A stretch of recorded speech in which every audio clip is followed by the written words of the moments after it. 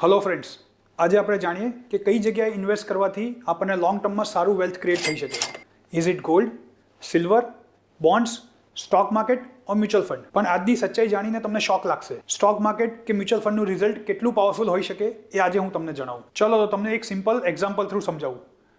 આપણે અઝ્યુમ કરીએ છીએ કે આપણે 1981માં ₹1,00,000 ઇન્વેસ્ટ કર્યા હોત ગોલ્ડ, સિલ્વર અને સ્ટોક કે મ્યુચ્યુઅલ ફંડમાં, તો આજે 2025માં શું રિટર્ન બન્યું હોત? 1981માં 10 ગ્રામ ગોલ્ડનું રેટ હતો ફક્ત ₹1,800, 1 કિલો ચાંદીનો રેટ હતો ₹2,700 અને સેન્સેક્સ ફક્ત 170ના લેવલ પર હતું.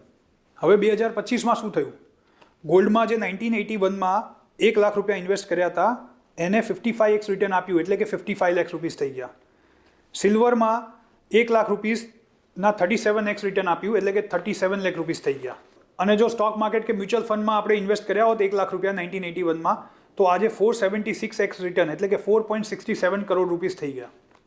તો સોનું ચમકે, ચાંદી પણ ચમકે, પણ અસલી ચમક તો સ્ટોક માર્કેટ કે મ્યુચ્યુઅલ ફંડમાં છે. તો કમ્પાઉન્ડિંગનો મેજિક અને પેશન્સનો પાવર. તો તમે બી સ્માર્ટ બનો વિથ વિવાન ઇન્વેસ્ટમેન્ટ.